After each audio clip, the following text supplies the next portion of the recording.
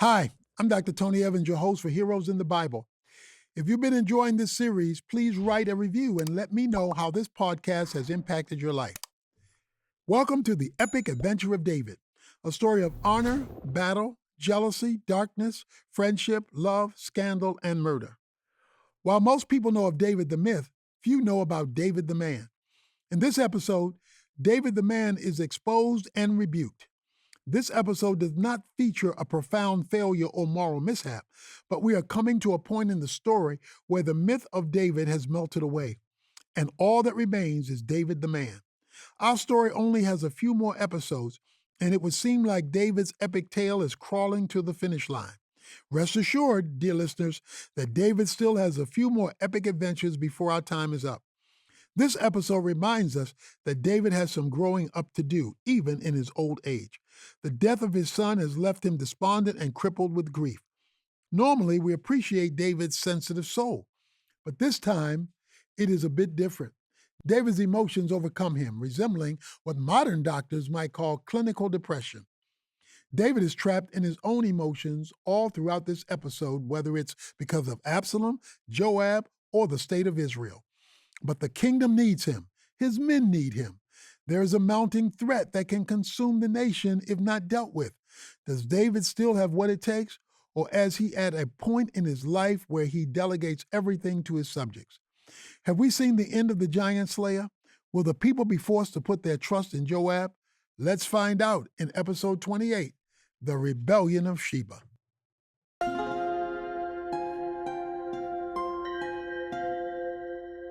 Prelude to Chapter 28. David sat between two gates, peering out at the battlefield miles away. He could hear the clanging of swords and the screams of fallen men, but there was no way of him knowing what had come of the battle. He had faith in his men that they would end the insurrection of Absalom swiftly and decisively. There had yet to be an army his mighty men could not topple, and he was confident in their skills. However, his confidence in them grieved him, for he knew that they would slay his son if given the chance. He had ordered them not to, but the possibility of his death remained. The king sighed and buried his face in his hands. He hated being sidelined, but he knew it was best for the battle. He would be a distraction, and he could not get his hands dirty with the blood of Israelites. David sipped his water skin and sighed. The sun was fixed directly in the center of the sky, beating down on his bare neck. He wiped the sweat off his brow and mumbled a prayer to the Lord. "Protect them," he whispered. He was filled with anxiety about the battle, and his heart pounded even heavier when he saw a man approaching. The watchman on the tower above David called out, saying, "There's a man running alone. If he is alone, it means he's a messenger." It was Ahimaaz, son of Zadok the priest. He came with news from the forest. He approached with a smile on his face, waving and jumping with glee. David's heart was relieved at the sight. "All is well, my king. Ahimaaz declared, Blessed be the Lord your God. He has delivered up the men who rebelled against you. Joab and the others were able to subdue the enemy and make swift work of their ranks." "What of my son, Absalom?" David asked anxiously. "I have no word. He replied, There was a great commotion once the army began to flee. Perhaps he departed with the rest of them." As Ahimaaz said this, another messenger came from the same direction. It was a Cushite messenger sent by Joab himself. "I come with good news, my king," he said with a beaming smile. "Yes, good Ahimaaz has told me we have won. David replied. But what of my son, Absalom?" The Cushite smile left immediately, and he darted his eyes to Ahimaaz. He looked down and bowed before the king, saying, "My king, if it is any consolation, I pray all of your enemies perish in the same way Absalom did, for he was an evil young man." David's heart grew heavy in his chest, and he found it nearly impossible to speak. His son had been slain like an uncircumcised enemy. He said nothing to the messengers. He stumbled behind the gate and leaned on the wall, gasping for air. Tears rained down from his face onto the dry ground beneath him. He pounded his fists against the stone wall and fell onto his knees. He gripped his chest. The pain was unbearable. "My son, Absalom! My son, my son, my son! His face hit the dirt, and the tears continued to flow out of him like a river. I wish it was me who perished instead of you. My dear son, my son, my son, Absalom! The king was inconsolable. He retreated into a room within the walls and laid his head on the floor. His weeping was great and his pain was overpowering. For days he laid there, unable to get himself out of bed. Chapter 28. The Rebellion of Sheba. Joab rode in with his men into the gates of Gilead. Word was sent to him that the king had locked himself away in his room. The grizzled commander dismounted his horse and strode through the courtyard. He saw one of the servants bringing food in for the king. Where is he? He said shortly. He is in his chambers. He has barely eaten in days. He said. Joab nodded and knocked on David's door. There was no answer. He knocked again and yelled. My king, we have won. Come and congratulate your men for their courage. There was still no response. Joab was frustrated. He pounded on the door until finally kicking it down. The wood at the hinges split into dozens of pieces, and Joab stormed in to see David lying in bed. The king rolled over and glared at Joab. What are you doing? He asked. What am I doing? Joab gasped. What are you doing? Your men have returned from a valiant battle and reclaimed your throne, yet you lay here like a spoiled child. David got out of his bed and stood to his feet. I am grieving the loss of my son. He yelled. Have some compassion, Joab. Have you no heart? Joab took the king by the collar and pushed him.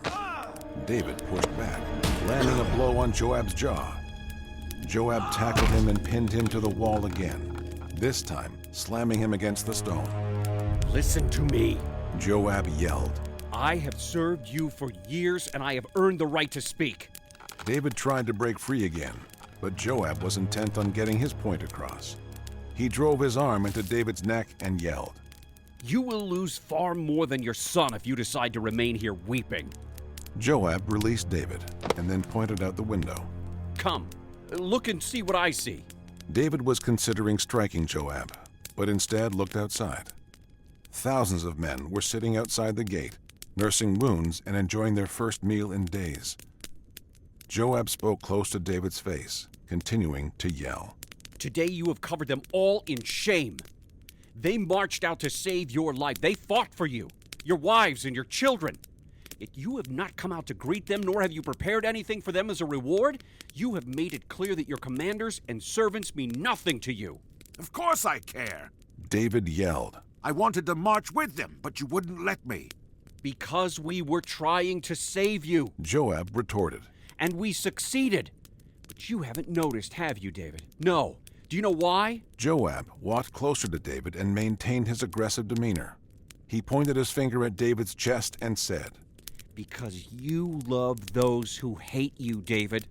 You long for their acceptance and show too much mercy. You did it with Saul, and you did the same with Absalom. There was a long pause, and Joab's tough veneer began to break. There was a crack in his voice, and David could see he was holding back tears. My king, you mourn as if you wished Absalom were alive and we were dead. David was speechless. Joab's words cut him deeply. Joab coughed and composed himself. He stood up straight and said, Arise, my king. Go out and speak kind words to the men who laid it all on the line for you. I swear by the Lord, if you do not go, not a man will stay with you. Joab rubbed his sore jaw and left the room. David was left standing there, cut to the heart by Joab's words. The men were outside, laughing through the pain of broken bones and flesh wounds. They sat in the dust, content to enjoy one another's company until given orders. Then the king arose from his room and stepped out into the courtyard. The men all stood at attention. He smiled and lifted up his hands in praise to God. The rest of them cheered and David embraced them. He thanked them for their sacrifice and praised them for their bravery. King David, the shepherd of Israel and commander of his armies, had returned. The king made peace with the elders of Judah and Israel and returned with an agenda of peace. The people repented for their confused devotion to Absalom, and once again embraced their king as God's chosen and anointed. He pardoned those who did him wrong and forgave those who sought to destroy him. Even Shimei, the man who threw dung at him and cursed him, was pardoned and forgiven. For all the things Joab had said, he got one thing wrong. David would continue to show mercy to those who hated him. He would continue to extend grace to those who scorned him. Why? Because he served a merciful and gracious God. Who was he to deny them what God had freely given him again and again? Yet not all was at peace. Within the borders of Israel, a bitter and contentious spirit was growing. The night sky was covered by dark clouds. The air was hot and humid, and most people had retreated early into their homes to escape the grossness of the air. However, there was a man who was not sleeping that night. In the middle of a courtyard in Jerusalem, Sheba, a Benjamite, conspired against the king. He stood on a platform, dimly lit by torchlight. He was a tall and lean man, clearly hardened from years of battle. His long legs paced back and forth on the platform as he spoke to the people below. "There will be no riches for us to inherit under King David," he said to them. His voice was resonating like the roar of a lion, yet smooth like the gentle hiss of a snake. "Absalom proved to us that his throne is fragile. His rule is weak and we have no future under him." He spoke to the lonely and the marginalized. In the weeks leading up to this moment, there had been growing division among Judah and the rest of Israel. While the region of Judah thrived under King David, the rest of the tribes found themselves struggling in economic uncertainty. The people of Israel had felt the pain of an unstable rule since the war against Ammon. They believed it was time for a new king, and Sheba took advantage of their restlessness. He stirred up the crowds to chant. "We have no inheritance in David. He shouted, He favors Judah. Well, maybe he should go back to just being their king. Let us find our own way. Let us fight." The men of Israel gathered around Sheba. As the weeks passed, his message of insurrection grew. Hundreds turned into thousands, and David's name became a curse to many. The mocking of the multitude multiplied. However, Judah remained steadfast and loyal to their king. David did not take the stirring of Sheba lightly. He needed to put an end to it before the nation became too divided to recover. He gathered his loyal men and the elders of Judah together to discuss Sheba. Missing from the group was Joab, who David did not invite to the table. After their fight, David had decided to look elsewhere for leadership over his army. He leaned over the war table and shook his head. What are we hearing? He asked his advisors.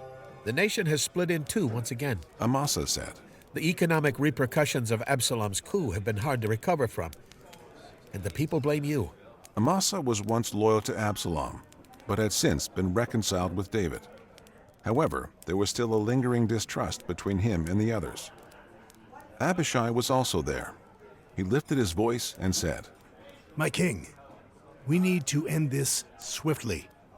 Absalom was self-serving and ambitious. He was calculated, but easy to predict. This man, Sheba, is chaotic, unpredictable, and has no clear desire to be king. He is dangerous." David nodded. His brow was furrowed and his lips were pursed. He prayed to the Lord for wisdom in his mind, seeking answers to such a complicated problem. "The men of Judah have remained loyal," he said. "They outnumber the rebels of Israel greatly. We need them here to quench this rebellion." David gestured to Amasa. "Amasa, will you gather the men of Judah as their commander?" Abishai turned his head in shock. "My king, what of Joab?" David peered over at Abishai and shook his head. "Do not speak to me of Joab," he said plainly. He turned again to Amasa and said, "Can I count on you?" The young commander bowed his head and smiled. "I will not let you down, my king." So Amasa left to gather the men of Judah. It was his duty to organize the ranks of Judah's men, form a march, and set up a garrison outside Jerusalem. David needed the men present to lead them into battle, and Amasa's job was of great importance. However, 3 days passed, and Amasa had failed to gather the men. He showed no urgency, leadership, or ability to mobilize in crisis. David waited for the men of Judah to arrive at the gates of Jerusalem. However, there was no one to be seen. Finally, he called for Abishai to enter his war room. Abishai entered and sat down before David. The king sighed and rubbed his temples. Abishai, I once again need to call on your faithfulness. You are a good friend and an excellent warrior. Abishai nodded and smiled. David stood up and pointed to a map. His finger slid from Jerusalem to Beth-Makkah. I have been given word that Sheba has mobilized a great number of men to the region of Beth-Makkah. It is believed that he may be creating a stronghold in one of the smaller towns. Abishai looked at the map. Beth-Makkah was a poor region with rich history. No doubt Sheba saw it as an opportunity to easily take advantage of the people there. What would you have me do, Lord? He asked politely, still slightly perturbed that his brother was not there. The king folded his hands and paced the room.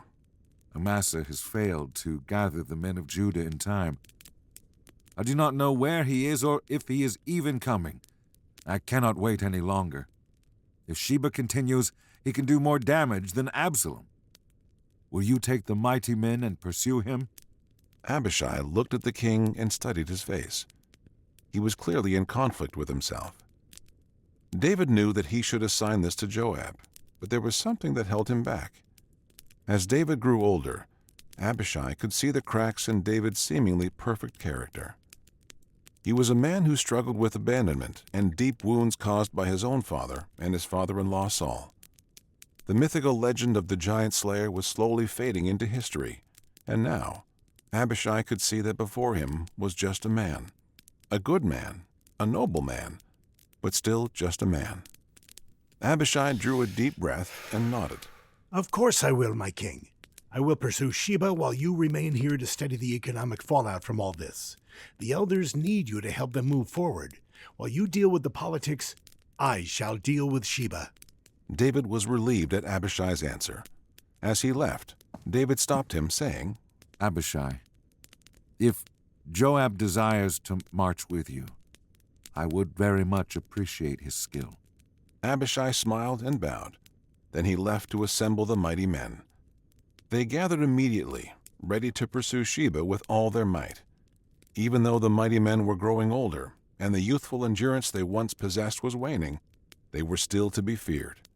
Every surrounding nation knew that David's mighty men were not to be trifled with, and Sheba would feel their wrath fall down like heavy rain. Sheba stormed through the nation like a violent wildfire, consuming all in his wake. His voice resonated with every person he spoke to, stirring them up to anger and discontentment. He took advantage of the hurt, the poor, and the dispossessed. Instead of pointing to the hope of God, he called for uprising and chaos. Everywhere he went, he gathered more followers. They followed him in hopes for a better future. But Sheba had not thought that far. All he wanted to do was be heard and have their attention. He had it, and he had no idea what to do with it. Without the ranks of Judah, Sheba's army was small and insufficient. However, he had the sway of the masses on his side. They were under his spell, and his words corrupted them like a slow-working poison. We shall build a new Israel, one of no poverty, war, or corruption. A new Israel built by the people. His message resonated, and they followed him throughout the region. A messenger from Jerusalem found Sheba and his followers. They are coming! He shouted. Run for your lives! The mighty men are coming! Sheba turned around with a grave expression. Who is coming? He asked in a hushed voice. The messenger answered, saying, The king has sent Abishai and the mighty men of David to pursue you, Sheba. They are only a day's journey away. What are you going to do? Will you fight them? Sheba knew it would be utter foolishness to fight them. He had no army. He had no plan. His role was to stir the people up, get them angry, and bask in the wave of glory they created for him. He turned to the people and raised his hands. To the nearest city. There we shall prepare for David's hunting dogs. The people began to murmur amongst themselves. The news about David's mighty men caused a great deal of consideration among them. They began to question what they were doing, and began to realize Sheba may not know what he was doing. Sheba and the rebels marched to the city of Abel. There, he established himself as governor. His followers bullied people out of their homes so they could sleep for the night, and Sheba called for a great feast to be made in his name. The elders of Abel were not sure how to react to Sheba's presence. He came with a great deal of people, and they did not desire to fight. However, he was not a welcomed presence in their city. As Sheba dined on stolen meat, bread, and wine, the elders convened in a secret place. Among them was a woman, a wise sage of the city. She led the discussion against Sheba, strategizing on how to get rid of him. Listen to me, brothers. She said, The time may come when David's mighty men come knocking at our gates. We must decide now if we are going to help them. Not if it costs us our lives. Another elder declared. Sheba has his dagger at our throats. One false move, and we may be taken out. The others mumbled and nodded in agreement. They were caught in a difficult situation and were not sure on how to proceed. They felt like hostages in their own city. As they discussed, there was a pounding at the door. The elders looked up, then at one another. They had no time to act before Sheba and his guards kicked down the door. Truly, the city of Abel was in a grave situation. The mighty men of David were camped out in Gibeon. They remained there under the covering of a large stone.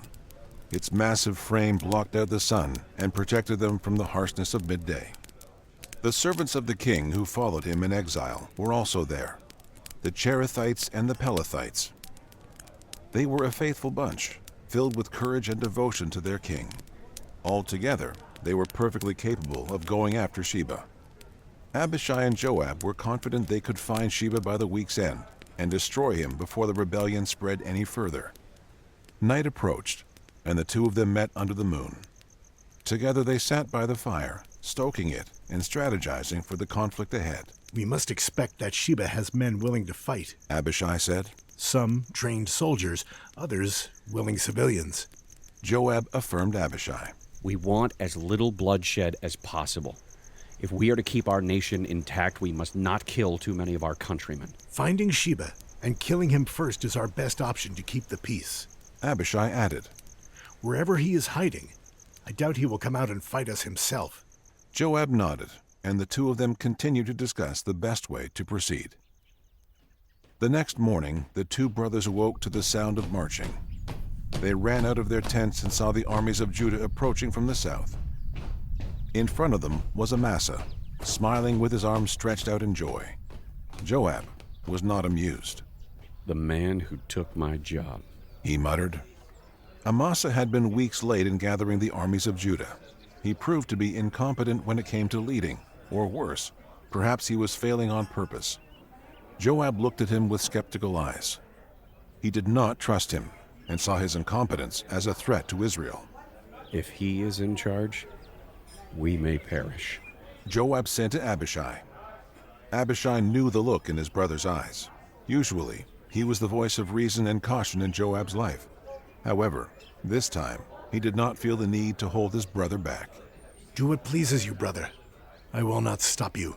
Joab smirked and stepped forward to go meet Amasa. Joab was wearing a soldier's uniform, signifying his demotion from commander. It amused Amasa to see Joab humbled in such a way. Ah, the mighty Joab, he jested. What a pleasant surprise to see you here. I did not know if David would allow you to fight for him. Joab feigned a smile and said, Is all well with you, my brother? It took you a long time to get here. We thought you were dead. Amasa's smile left him. Joab laughed and came close to him. Come here, Amasa. Greet me as an ally. We fight for the same king. Amasa quickly scanned Joab to see if he had a sword. He did not. He let down his guard, and Joab grabbed him by the beard and brought a dagger out from his thigh. He drove it deep into Amasa's stomach and twisted it. He leaned in and whispered, I have killed many men for the safety of this nation.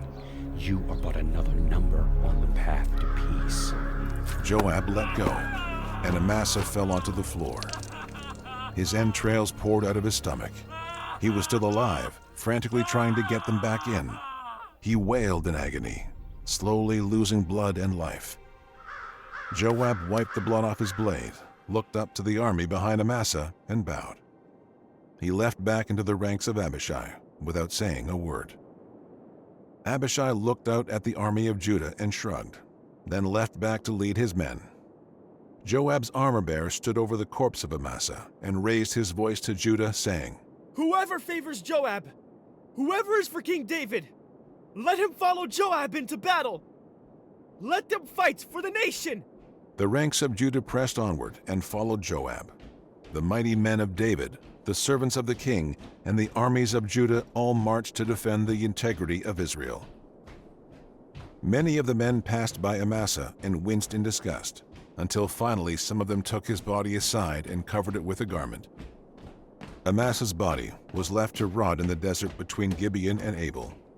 His death was a sobering reminder of Joab's resolve. He was brutally and violently devoted to David and the people of Israel, and no one would stand in his way. The men of David finally made it to Abel. The city had large walls surrounding every side of it. There was only one entrance, and it was guarded by thousands of Sheba's men. His devoted followers stood at attention with their weapons protecting the city. Joab looked back at his men. Take out the guard first, he shouted. Joab gave the signal, and the mighty men ran forward with the armies of Judah behind them. Like a rushing wind, the mighty men blew down the followers of Sheba. They tried to brace themselves.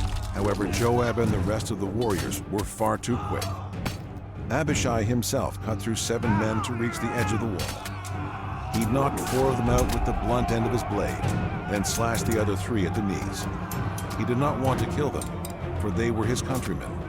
There was only one man he desired to kill. Joab was not so merciful. His sword met the throats of dozens. He was like a mother bear ferociously protecting her cubs. His stamina was unmatched, and his brutality was without equal. Whoever did not fall to the sword fled back to their homes, and now Sheba was alone behind the walls of Abel. The men stood at the rampart of the wall, clamoring after Sheba. Bring in the rams, Joab commanded. Dozens of men came in from behind the hills with battering rams made from trees in the nearby forest. They ran into the door, cracking it slightly from the first blow. Joab signaled for them to cease, and he yelled at whoever was listening on the other side. I will burn this city. I will destroy it if I must. Bring out Sheba. There was no response, only silence. Very well, Joab said. He nodded to the soldiers to continue battering the doors. The blows shook the earth below. As the soldiers were readying themselves to go again, Joab heard a voice yell. Listen! Please stop! Joab looked up and saw a woman calling out from the wall. He sheathed his sword and approached the rampart. It was the wise woman from the Council of Elders. Are you Joab? She asked. I am. Who are you? Joab replied. I am from the city, and I implore you to cease this attack. We have done nothing wrong. The woman's voice was not frantic or angry. She was calm and sure of herself. She intrigued Joab, so he nodded for her to continue speaking. They used to say in former times, before the days of kings, "Let us ask for the counsel of Abel." Matters were settled here in the city, and we were known as the most peaceful and faithful in Israel. Why would you swallow up a rich heritage like ours by destroying the city? Joab could not help but chuckle. You think I want to destroy the city?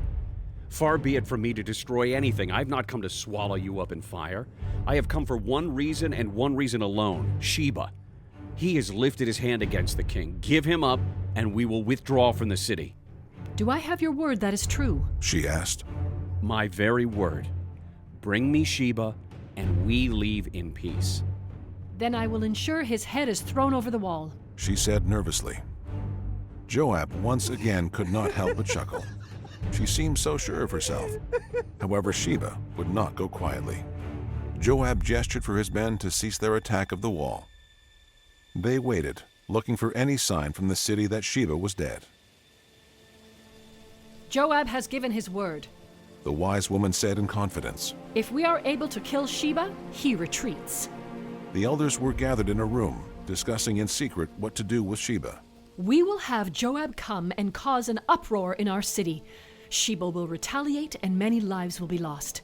Is that what you want? The elders shook their heads in shame. The woman put a hand on her heart and said, I want to live in peace within my city. Sheba has robbed our peace, so I say we take it back. They were all in agreement. The elders called Sheba in for a feast. They staged warriors at the sides of the entrance with daggers. Slowly, they watched Sheba approach. He was as skittish as ever, but would not turn down a hearty meal. His guards came in first, and the warriors of the city took daggers to their ribs. In one swift motion, the two warriors killed the guards. They keeled over, and Sheba ran for his life. After him! They yelled. He ran through the city streets, running away from the warriors of Abel. He knocked over carts from the marketplace and burst open chicken coops to escape. He did not care who he ran over to get away. Finally, he scaled up a roof and began to run over the rooftops. One by one, he jumped from home to home until finally reaching the top of the wall. He ran on the top, searching for a way out. But Joab was waiting at the bottom for him. He saw an opening, leading to an exit on the other side.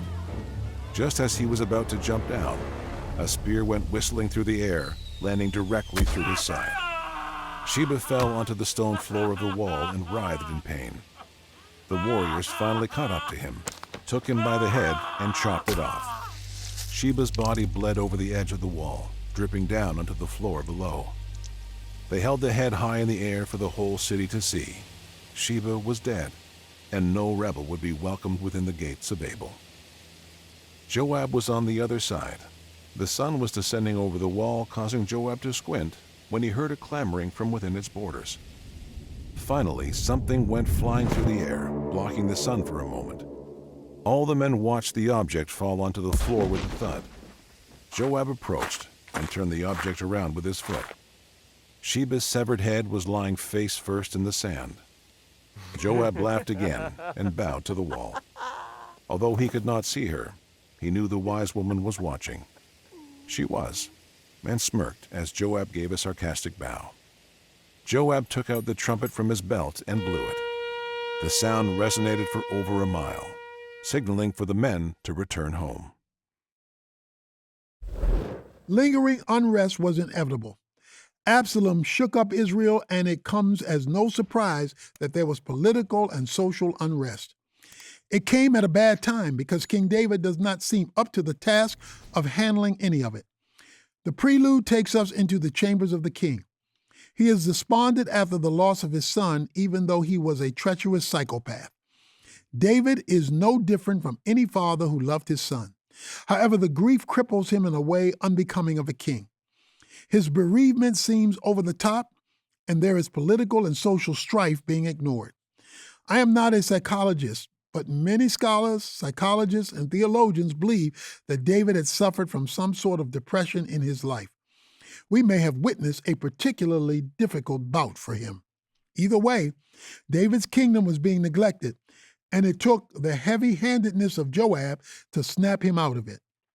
Joab was harsh physically and verbally with the king, but we don't get the sense that he went too far. Joab was rough with the king, but he made some really forceful points. In the heat of the moment, Joab pins David down and rebukes him. This is one of the more compelling scenes of our series. Because we're trying to save you, Joab retorted, and we succeeded. But you haven't noticed, have you, David? No. Do you know why? Joab walked closer to David and maintained his aggressive demeanor. He pointed his finger at David's chest and said, "Because you love those who hate you, David. You long for their acceptance and show too much mercy. You did it with Saul, and you did it with Absalom." There was a long pause, and Joab's tougher veneer began to break. There was a crack in his voice, and David could see he was holding back tears. "My king, you mourn as if you wish Absalom were alive and we were dead." Joab reintroduced an older theme of this series, father wounds. David's childhood was marked by neglect, and as a result, he seemed to pine after the approval of those who hated him. Joab hit a nerve with David, but it was the right thing to do. His words got David out of bed and among his men. However, Joab and David's relationship suffers, mainly because of David's pride. Sometimes, compelling truths are packaged in harsh tones.